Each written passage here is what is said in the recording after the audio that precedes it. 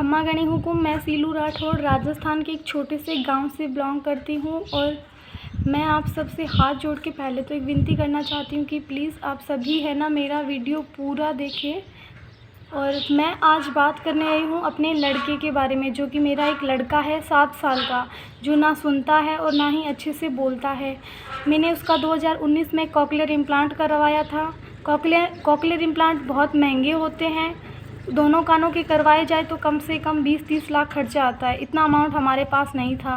Cochlear implant इसे बोलते हैं, आपको अगर नहीं पता है तो मैं बता दूं, इसको बोलते हैं जो कान के पीछे ऑपरेशन होते हैं, फिर कान के ऊपर मशीन लगती है। तो मेरे बच्चे का भी मतलब ऑपरेशन हुआ, मशीन लगी, उसका कॉकलियर इम्प्लांट हो गया और वो करवाया मैंने बीकानेर से पीबीएम हॉस्पिटल में, जो कि एक फ़ाइल लगती है वो लगवाई मैंने बहुत ज़्यादा मुश्किल से। 1 साल से उसका नंबर आया, फिर एक कान का ऑपरेशन हो गया। फिर 2019 में 27 नवंबर को ऑपरेशन हुआ था। 2019 में 21 दिसंबर को उसका मशीन का स्विच ऑन हो गया था। फिर उस दिन मेरे बच्चे ने मतलब अपने कानों से कुछ सुना था पहली बार और मैं इतना खुश थी कि चलो मेरे बच्चे ने आज पहली बार कुछ सुना है। लेकिन वो इतना रो रहा था कि उसने मशीन नहीं लगाई। फिर डॉक्टर ने बोला कोई बात नहीं, आप घर पे लगा देना, अब मशीन तो लगानी पड़ेगी। फिर मैं गांव आ गई वापस। गांव में आके मैंने मशीन लगाई, वो नहीं लगा रहा था। फिर मैंने ना डॉक्टर से बात की तो उन्होंने बताया कि अब वापस बीकानेर लेके आ जाओ। फिर मैं उसको 1 जनवरी को बीकानेर लेके गई, तब उसकी मशीन की थोड़ी आवाज़ हमने कम करवा दी। फिर मैंने इतनी मुश्किल से वो मशीन लगवाई, बहुत ज़्यादा 4 घंटे प्रयास करने के बाद मैंने उसके कान में वो मशीन लगाई, इतनी मुश्किल से। फिर वो है ना ऐसे रो रहा था, मैंने उसके हाथ दोनों अपने हाथों में ले लिए। फिर वो कुछ टाइम मतलब उसने कुछ सुना तो उसको ज़्यादा इतना डर नहीं लगने लगा। फिर धीरे धीरे वो जैसे चमकते हैं ना बच्चे, वैसे चमकने लग गया। और धीरे धीरे मैंने उसके अपने हाथों में हाथ लेके उसको बिठाए रखा कम से कम 1-1.5 घंटे। फिर उसने मशीन को हाथ नहीं लगाया, वो धीरे धीरे थोड़ा सुनने लग गया। फिर मैं उससे पूछती थी कि तुम्हें आवाज़ आ रही है क्या कान से? वो बोल रहा था कि हाँ हाँ हाँ, ऐसे ऐसे बोल रहा था, लेकिन उसको कुछ भी बोलना नहीं आता था। फिर उसकी चली स्पीच थेरेपी बीकानेर से। तो उस स्पीच थेरेपी में उसको पढ़ाया जाता था। स्पीच थेरेपी उसे बोलते हैं जो बुलाते हैं बच्चों को, फिर उसके मुंह से ऐसे आ ऊ ई ऐसे करके आवाज़ निकलवाने लगे। फिर इसको इतना भी नहीं आता था, आ ऊ आम कुछ भी नहीं आता था। फिर है ना वहाँ पे जो टीचर होते हैं वो पढ़ाते थे इसको धीरे धीरे। फिर थोड़ा घर पे लाके मैं भी इसको प्रैक्टिस करवाती थी। तो फिर मेरी 1 साल तक बीकानेर में चली इसकी स्पीच थेरेपी। और वो है ना 1 साल में अगर हो जाती कंप्लीट, लेकिन मेरे 2-3 साल लगे क्योंकि उस टाइम लॉकडाउन लग गया था बहुत ज़्यादा मुश्किल से। लेकिन फाइनली हमने वो स्पीच थेरेपी उसकी पूरी करवाई और फिर है ना सब कुछ अच्छा चलने लग गया था। फिर मैं वापस गांव भी आ गई, उसको मशीन से सुनाई देने लग गया। मैं धीरे धीरे उसको बुलाती थी, बोलो मम्मी, तो वो बोलता मम्मी पापा आओ जाओ, दादू सा माँ दादी सा नानो सा नानी सा, ऐसे सब कुछ बोलने लग गया, मतलब थोड़ा थोड़ा। लेकिन जैसे हम बोलते हैं आज भी वो ऐसे नहीं बोलता है, लेकिन थोड़ा बोलने लग गया। लेकिन उसके खर्चे इतने हैं कि हमारे पास इतना अमाउंट नहीं है, क्योंकि हम एक मिडिल क्लास फैमिली से है और उसके पापा बहुत ज़्यादा सीधे साधे हैं, उनको कुछ नहीं आता है करना। इसलिए मुझे कुछ करना होगा अपने बच्चे के लिए। ये सोच के मैं सोचती थी मैं क्या करूं, क्योंकि उसके दादो सा उसे किसी चीज़ की कमी तो नहीं रहने देते। वो कहीं ना कहीं करके अपने पोते के लिए सब कुछ करते हैं, क्योंकि भगवान जहाँ एक रास्ता बंद करता है वहाँ एक रास्ता खोलता है। तो वो सब कुछ करते हैं उसके लिए। लेकिन फिर है ना रोहिणी मैम ने मुझे बताया कि आप यूट्यूब चलाओ। फिर मैंने सोचा कि मैं चलो यूट्यूब चलाऊंगी, लेकिन फिर मैंने कहा जहाँ मैं रहती हूँ वहाँ मैं यूट्यूब नहीं चला सकती, क्योंकि जिस फैमिली में हम रहते हैं इतना अलाउड नहीं है वहाँ पे, और कोई भी नहीं चलाता है परिवार में भी। तो फिर मैंने उनको मना कर दिया। उन्होंने बोला कुछ नहीं होगा, आप चलाओ, बच्चे को सपोर्ट मिलेगा। फिर वो 2 साल से बोलते रहे, फिर मैंने उनको बोला नहीं, ये नहीं कर पाऊँगी मैं। और फिर ऊपर से मैं गाँव में रहती हूँ, तो ऐसा मैं क्या करूँ कि मैं अपने बच्चे के लिए कुछ कर पाऊँ। फिर धीरे धीरे 2 साल बीत गए। फिर उन्होंने फिर बोला कि अब देखो बच्चे के खर्चे इतने हैं, आपको कुछ करना होगा, आपके पति कुछ नहीं कर सकते तो आपको आगे आना होगा।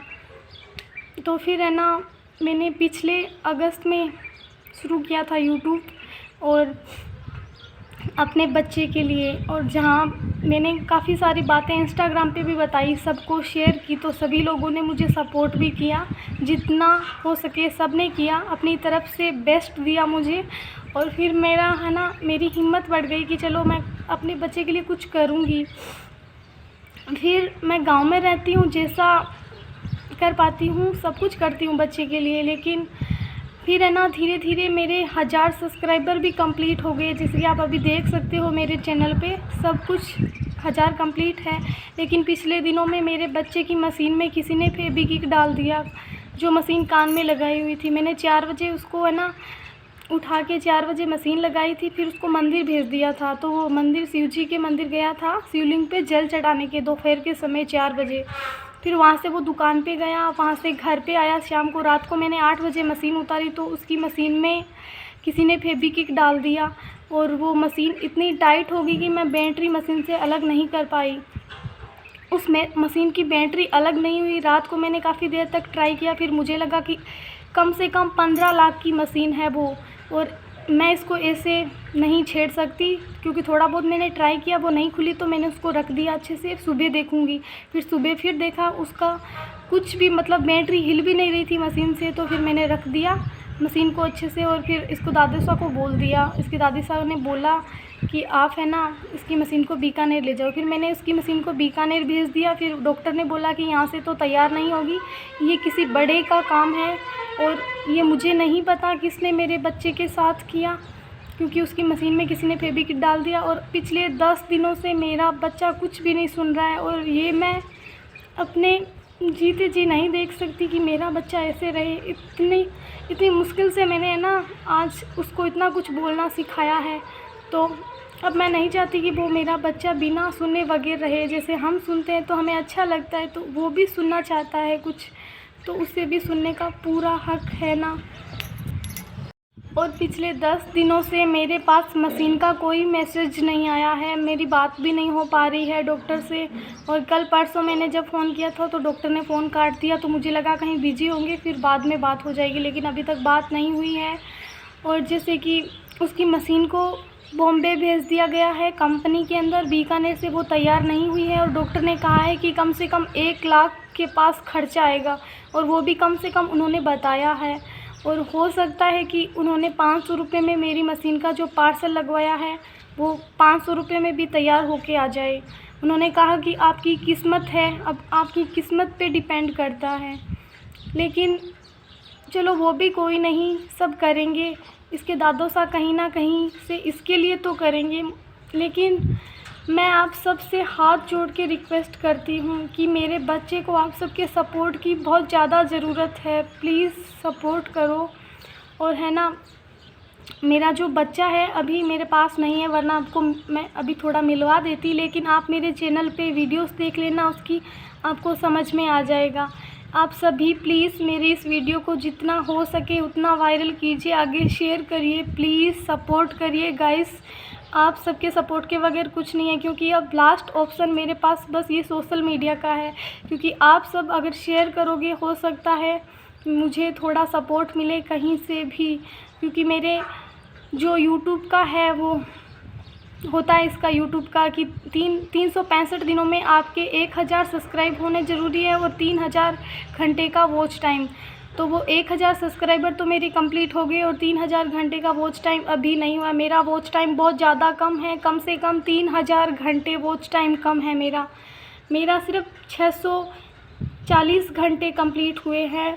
और आप सब प्लीज़ जितना हो सके उतना आगे शेयर करिए, वरना मेरी सारी मेहनत पे पानी फिर जाएगा। और मैंने इतनी मुश्किल से इतनी दूर आके मैं ना ऐसे पीछे नहीं हटना चाहती, क्योंकि आप सब अगर आप आगे शेयर करोगे तो हो सकता है आप सबके थ्रू कुछ मेंबर आए। और मेरे बच्चे को आप सबके सपोर्ट की ज़रूरत है, जैसे कि मैंने अभी बताया। उसके वीडियोस देखो आप प्लीज़, आपको किसी पैसे मात्र से मेरी मदद नहीं करनी है, ऐसा मुझे कुछ नहीं चाहिए, बस आपका समय चाहिए। किसी भी तरह आप मेरे सारे वीडियोस देखो, बस ये चाहती हूँ मैं। जितना हो सके उतना आगे शेयर करो मेरे बच्चे के वीडियो, और वो अच्छे से बोले सुने। और सभी अपना आशीर्वाद दीजिए उसे कि वो अपनी लाइफ में कुछ अच्छा करे। ठीक है, तो फिर गाइस मैं मिलती हूँ अगले वीडियो में। तब तक के लिए प्लीज़ मेरे वीडियो को जितना हो सके उतना शेयर करिए, क्योंकि ये सब आपके ऊपर डिपेंड करता है, आप कितना इसको शेयर करते हो। और क्योंकि जैसे कि मैंने किसी को बोला तो उन्होंने कहा कि मिडिल क्लास लोगों की कोई हेल्प नहीं करता है सिवाय, लेकिन मुझे लगता है कि आप सब मेरी बात समझ गए होंगे। और जितना हो सके प्लीज़ मुझे सपोर्ट चाहिए, जितना हो सके वीडियो आगे शेयर करिए, जितना हो सके मेरे चैनल को अपना टाइम दीजिए प्लीज़। ठीक है फिर।